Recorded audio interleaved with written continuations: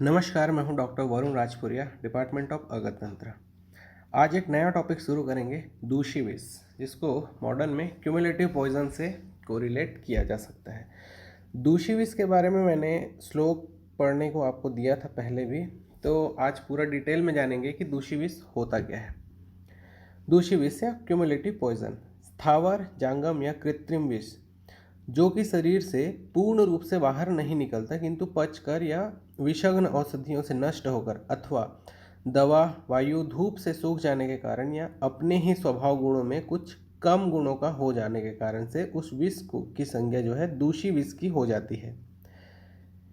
इसका मतलब ये होता है डायरेक्टली कि स्थावर, जांगम, कृत्रिम विष को जब अपन ट्रीट करते हैं, हमको कोई स्थावर विष हुआ, जांगम विष हुआ या कृत्रिम विष हुआ, उसको अपन जब ट्रीट किए और वो ठीक भी हो गया, बट वो पूर्णतः हमारी बॉडी से नहीं निकल पाया, कुछ मात्रा में हमारे बॉडी के अंदर में वो रह जाता है या अपने गुणों में कमी हो जाने के कारण से वो हमारी बॉडी में कुछ अमाउंट में रह जाता है। तो वो जो विष बच जाता है वो एट अ टाइम कुछ दुष्प्रभाव नहीं डालता, बट वो हमारे शरीर के अंदर कहीं ना कहीं किसी न किसी रूप में वो बचा रहता है। तो उस विष की जो संज्ञा है वो दूषी विष की हो जाती है। यह दूषी विष वीर्य के कम होने के कारण, मतलब शक्ति के कम होने के कारण से मनुष्य को शीघ्र नहीं मारता, अपितु कफ से आवृत्त होने के कारण बहुत वर्षों तक बना रहता है। ठीक है, स्थावर, जांगम, कृत्रिम किसी भी प्रकार का कोई भी विष हो, जब किसी व्यक्ति को इन विषों से पूर्णतः आज़ादी नहीं मिलती और उस विष का कुछ मात्रा में हमारी बॉडी में या शरीर में अंदर रह जाता है, कोई ना कोई थोड़ी सी मात्रा, तो वो जो विष होता है वो दूषी विष कहलाता है।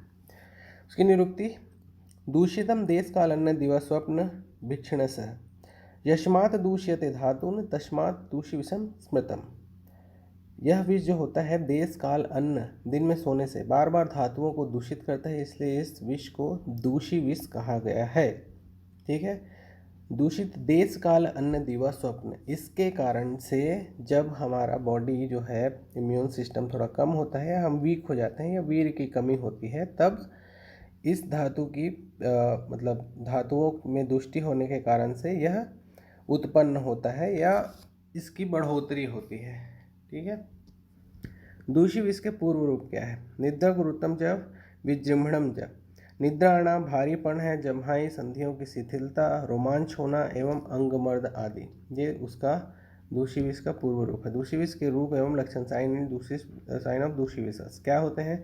इसके अनंतर अन्न के कारण मद, अविपाक, अरोचक, चकते और कोठों की उत्पत्ति, हाथ पैर में शोथ, उदर में जल वृद्धि, वमन, अतिसार, विवर्णता, विषम ज्वर, प्रबल तृष्णा उत्पन्न होता है।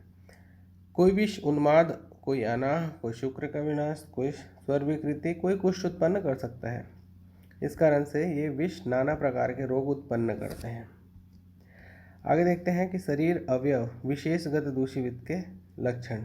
तो दूषी विष से ग्रसित मनुष्य को अतिसार, वर्णमय वर्णता, मुख में दुर्गंधि, विरसता तथा पिपासा रहती है, मूर्छा है, वमन है, स्वर विकृति नामक लक्षण उत्पन्न होते हैं। वह सदैव उदास रहता है, दुष्योदर के लक्षणों से पीड़ित होगा। दूषी विष आमाशयस्थ हो तो कफ वात के लक्षण होते हैं, पक्वाशयस्थ होने पर वायु पित्त के लक्षण होते हैं। रोगी के सिर के बाल एवं शरीर के रोम झड़ जाते हैं और पर कटे हुए पक्षी के समान दिखाई देते हैं। दूषी विष की साध्यता क्या हो सकती है? तो साध्य कौन से होते हैं? नवीन स्वस्थ रुग्ण, न्यूली हेल्दी पेशेंट्स जो होते हैं, मतलब बहुत जल्दी जिनको डिटेक्ट कर लिया गया है वो क्यूरेबल होते हैं, साध्य होते हैं। याप्य, ये कौन से होते हैं? जो ओल्ड पेशेंट है, ओल्ड पॉइजनस पेशेंट, तो जीर्ण रोगी जो होते हैं वो याप्य होते हैं। असाध्य कौन होते हैं? जो दुर्बल रुग्ण होते हैं, जो रोगी बहुत ही ऑलरेडी वीक हो, वो लोग असाध्य होते हैं। दूसरी विष की चिकित्सा, ये भी मैंने पहले भी आपको दे चुका हूँ, तो ये आपको कंपल्सरीली याद करना है। श्लोक है ना, पिपल्योधामकम मांसे स्थावरम पलिवेलिकम सुवर्चिका सुसूक्ष्म एला तोयम कनक गैरिकम। तो इस श्लोक को आपको कंठस्थ करना है विथ रेफरेंस। दूषी विष के रोगी को भली प्रकार शोधन करके वमन एवं विरेचन से शोधन कराएं। उस रोगी को दूषी विषनाशक निम्न अगत को पिलाना है। इसके अलावा दूसरी विषारी अगत जो है उसमें क्या क्या होता है? स्थावर होता है, ध्यामक, जटामांसी, सावर, लोध्र, केवटी, मोथा, सुवर्जिका, छोटी इलायची, फिर गैरिक आदि को मिलाकर, मधु से मिलाकर इसका सेवन करवाना है। दूषी विषारी नामक यह अगत जो होता है दूषी विष को तो नष्ट करता ही करता है तथा अन्य विषों की विषाक्तता में भी इसको दिया जा सकता है। इसके अलावा आचार्य चरक ने दूषी विष में पंचकर्म के साथ साथ रक्त मोक्षण का भी निर्देश दिया है। तो दूषी विषारी अगत तो हमको आचार्य सुश्रुत ने कल्प स्थान में बताए ही हैं। उसके अलावा आचार्य चरक ने पंचकर्म भी बताए हैं और पंचकर्म के साथ साथ में रक्त मोक्षण करने का भी निर्देश दिया है। तो दूषी विष एंड दूषी विषारी अगत, तो उसका दूषी विष जो होता है आपको याद करने में बहुत आसानी होगी। दूषी विष है और उसकी चिकित्सा है दूषी विषारी अगत। ओके हाँ, तो उसकी उपद्रव के क्या क्या होते हैं और उसकी चिकित्सा कैसे करनी है। तो उसमें उपद्रव में नॉर्मली ज्वर, दाह, हिक्का आना, शुक्रक्षय, शोफ, अतिसार, हृदरोग आदि जो होते हैं और उसको सिम्टोमेटिकली ट्रीट करना है उसको। उनकी जो विशिष्ट चिकित्सा होती है उस अगर ज्वर है तो ज्वर की औषधियों से, हिक्का है तो हिक्का की औषधियों से उसको सिम्टोमेटिकली जो भी सिम्टम्स आ रहे हैं उसके अकॉर्डिंग ट्रीट करना है। दूसरी विष इन करंट ईरा, आज के डेट में अगर अपन देखें तो उसको किस ढंग से क्या कोरिलेट किया जा सकता है, क्या क्या Acharya Sushruta stated that a part of sthavar, jangama और kritrim poison which accumulated and cannot be excreted from body lately due to its chronic and cumulative nature of becomes less potent after digestion or interaction of antidotes and accumulate in the body for a prolonged period and vitiating the body slowly is called dushi visha. Same चीज़ है कि स्थावर विषय, जांगम विषय या कृत्रिम विषय जिसको हमने ट्रीट किया, पूरी तरह से ये बॉडी से नहीं निकल पाया, कुछ अमाउंट में हमारी बॉडी के अंदर रह गया। ठीक है, अब ये क्या होता है हमारी बॉडी के अंदर पड़ा रहता है और जब हमारी बॉडी वीक होती है तो ये किसी न किसी रूप में उत्पन्न होता है और वो दूषी विष कहलाता है और कुछ साइन सिम्टम्स उत्पन्न करते हैं। Accumulation of pesticides, pesticides accumulate in adipose tissues as well as other tissues. तब ये जो पेस्टिसाइड्स होते हैं वो एडिपोज टिश्यू में एक्यूमुलेट हो जाते हैं। Adverse impact can include mutagenic damage to DNA, cancer, neurological, reproductive and developmental toxicity और इम्यून सिस्टम डैमेज। तो इतना घातक परिणाम हो सकता है किसी पेस्टिसाइड युक्त, अगर अपन कोई वेजिटेबल या कुछ भी खा रहे हैं जिसमें पेस्टिसाइड्स डाला गया था, वो हमको सडन इफेक्ट तो नहीं दिखाएगा बट लेटर ये डीएनए में डैमेज कर सकता है, कैंसर हो सकता है, इससे न्यूरोलॉजिकल, रिप्रोडक्टिव, डेवलपमेंटल बहुत सारे प्रॉब्लम्स क्रिएट कर सकते हैं वो लेटर। इमीडिएट होगा ज़रूरी नहीं है, और इमीडिएट भी हो सकता है बट लेटर ये अगर हम दूसरी विष से उसको कंपेयर करें तो बाद में चल करके ये बहुत ज़्यादा हानिकारक हो सकते हैं।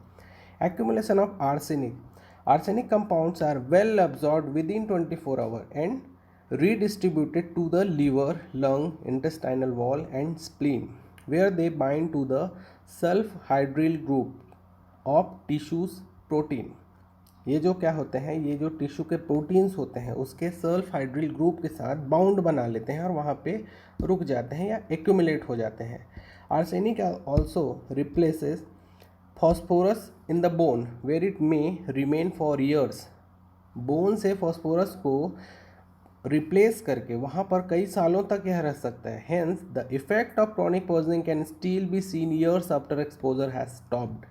बहुत सालों के बाद भी क्रॉनिक पॉइजनिंग के लक्षण देखे जा सकते हैं आर्सेनिक के, जबकि वो उसने कई सालों पहले उस कारखाने में काम करना बंद कर दिया है जहाँ पे उसको आर्सेनिक का एक्सपोजर हो रहा था, बट उसको कई सालों के बाद भी इसका लक्षण सामने आ सकता है क्योंकि ये प्रोटीन के टिश्यूज मतलब टिश्यू प्रोटीन्स में जमा रहते हैं, एक्यूमुलेट होकर रहते हैं, इस कारण बहुत सालों के बाद भी इसके परिणाम सामने आ सकते हैं। Okay, accumulation of mercury, the principal sites of deposition are the kidney and brain after exposure to inorganic mercury salts। अब देखिए ये जो है किडनी और ब्रेन इसका मेन साइट होता है मर्क्यूरी के जमा होने का या डिपोजिशन होने का।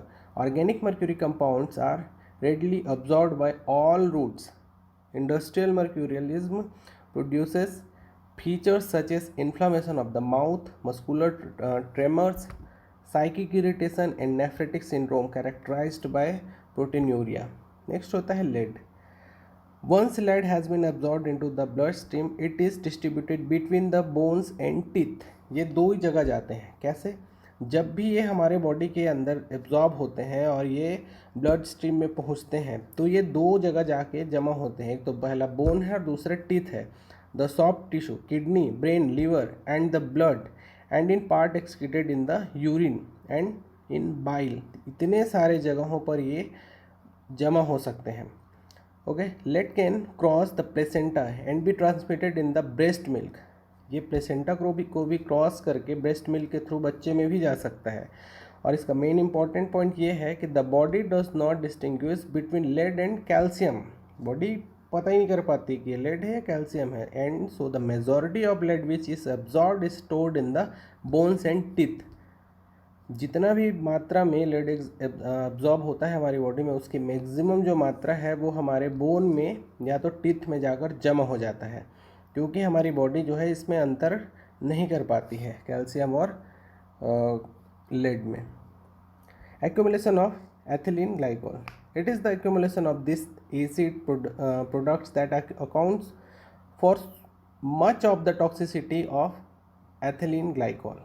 Glycolic acid is the most abundant metabolite of ethylene glycol.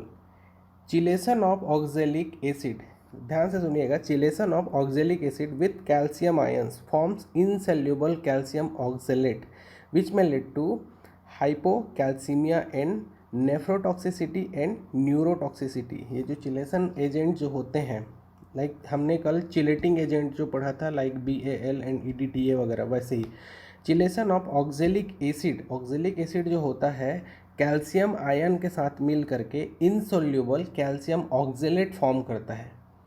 अब वो जो होता है उसके कारण से हाइपोकैल्सीमिया हो सकता है, उसके कारण से नेफ्रोटॉक्सिसिटी हो सकती है, या तो फिर न्यूरोटॉक्सिसिटी हो सकती है एथिलीन ग्लाइकोल के एक्यूमुलेशन के कारण से. Management of cumulative poison. In Ayurveda, cumulative effect of weak poison in human health described under the heading of Dushivisha.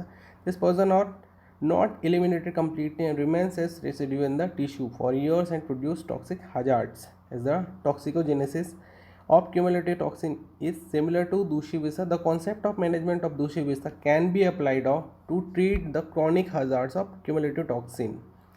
जैसे दूषी विष को ट्रीट किया जाता है वैसे ही सिम्टोमेटिकली क्यूमुलेटिव हजार्ड्स जो होते हैं, क्यूमुलेटिव पॉइजन जो होता है, वैसे ही क्यूमुलेटिव टॉक्सिन्स के जैसे ही इसको भी ट्रीट करना है, जैसे कि साइन सिम्टम्स आएंगे उसी के अकॉर्डिंग्स.